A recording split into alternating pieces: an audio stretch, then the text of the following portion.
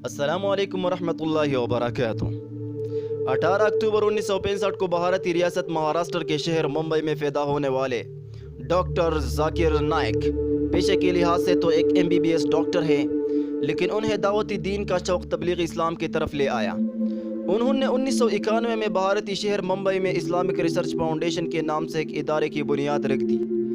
اللہ کی شان دیکھیے کہ ڈاکٹر ذاکر نائک کی زبان میں لکنت بھی ہے، اور وہ اکثر اپنی تقریر سے پہلے یہ دعا پڑھتے ہیں: اے میرے رب، میرا سینہ کھول دے اور میرا کام آسان کر دے، اور میری زبان کا گرہ کھول دے کہ لوگ میری بات کو سمجھ لیں۔ اللہ تعالیٰ نے ان کی لکنت زدہ زبان میں ایسی تاثیر ڈالی کہ اس نے سارے عالم میں اسلام کی مٹاس پھیلا دی۔ دنیا کے سارے بڑے اعضوں میں وہ جا چکے ہیں۔ 20 سال کے عرصہ میں انہوں نے مختلف ملکوں کے بڑے عوامی اجتماعات سے خطاب کیا اور بہت زیادہ لوگوں کو بائبل، تورات اور ہندو کی گیتا و مہابھارت سے تقابل کر کے دائرہ اسلام میں داخل کیا۔ ڈاکٹر ذاکر نائک کہتے ہیں کہ دعوتی دین کے مشن کے لیے وہ عظیم اسلامی مبلغ احمد دیدات سے متاثر ہوئے تھے، جن کے ساتھ ان کی پہلی ملاقات 1987 میں ہوئی۔ 2006 میں احمد دیدات نے انہیں دیدات پلس کا لقب دیا۔ ڈاکٹر ذاکر نائک کی زندگی میں بے شمار اتار و چڑھاؤ آئے۔ 1 اپریل 2000 کو امریکہ میں ان کا عیسائیوں کے نامی گرامی عالم ولیم کیمبل کے ساتھ کئی گھنٹے طویل مناظرہ ساری دنیا کی توجہ کا مرکز بنا تھا۔ اس مناظرہ کا عنوان تھا قرآن اور بائبل سائنس کی روشنی میں۔ یہ مناظرہ ایک امریکی ٹی وی چینل پر براہ راست دکھایا گیا، جس کے بعد کم از کم 34,000 لوگوں نے فوراً اسلام قبول کر لیا تھا۔ اس مناظرے کے بعد ہر جگہ انہیں تقابل ادیان کا سب سے بڑا ماہر سمجھا جانے لگا، اور ہر جگہ انہیں دعوتی دین کے لیے بلایا جانے لگا۔ یہ بھارت کے رہنے والے انتہا پسند ہندو کو فکر لائق ہوئی کہ ان کے لوگ بھی آہستہ آہستہ اسلام کی طرف جا رہے ہیں۔ 21 جنوری 2006 بھارت میں ہندوؤں کے سب سے بڑے عالم سری روی شنکر کے ساتھ ان کا مناظرہ ہوا۔ مناظرے کا عنوان تھا اسلام اور ہندو مت میں خدا کا تصور۔ تو ڈاکٹر ذاکر نائک نے سری روی شنکر کو تھوڑی ہی دیر میں بے بس کر دیا۔ یہ منظر دیکھ کر بہت سے ہندو مسلمان ہو گئے۔ اگلے سال یعنی 2007 میں انہوں نے ممبئی میں اس سالانہ 10 روزہ امن کانفرنس کا انعقاد شروع کیا، جس میں دنیا بھر سے مبلغین اسلام جو ڈاکٹر ذاکر نائک کے ساتھی تھے آنا شروع ہوئے۔ ڈاکٹر ذاکر نائک اپنے علم و دانش سے لوگوں کو اسلام کی حقانیت بیان کر رہے تھے اور لوگوں کو دائرہ اسلام میں داخل کر رہے تھے۔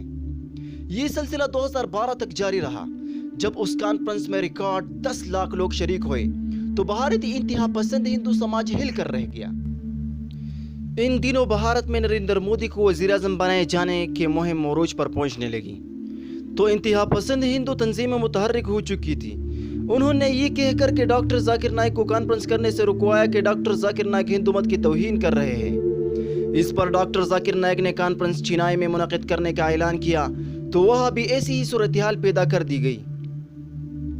ان حالات کی وجہ سے عرصہ 4 سال سے یہ کانفرنس منعقد نہ ہو سکی، لیکن جس کا حامی ہو خدا اسے مٹا سکتا ہے کون کے مصداق ڈاکٹر ذاکر نائک کی دعوت کا سلسلہ ان کے پیس ٹی وی، ویڈیو ریکارڈنگز، تحریروں، انٹرنیٹ اور غیر ملکی دوروں کے ذریعے جاری رہا۔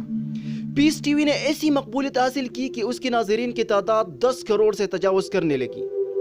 انہوں نے 2006 میں پیس ٹی وی انگلش کا آغاز کیا، جو جلد ہی مسلم دنیا کا سب سے بڑا ٹی وی چینل بن گیا، جو دنیا کے 200 سے زائد ملکوں میں دیکھا جا رہا ہے۔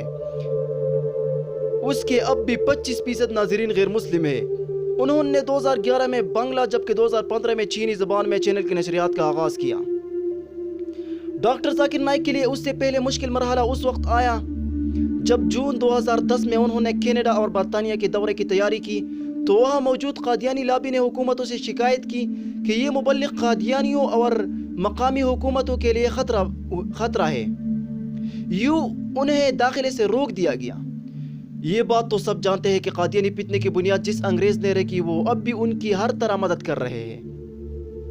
2010 میں ہی بھارتی نشریاتی ادارے انڈین ایکسپریس نے انہیں ملک کے 90 بااثر شخصیت قرار دیا، تو 2011 میں ان کا درجہ 89 تھا۔ 2009 میں انہیں بھارت کے مختلف مذاہب کے 10 بڑے مذہبی مبلغین میں تیسرے درجے پر رکھا گیا تھا۔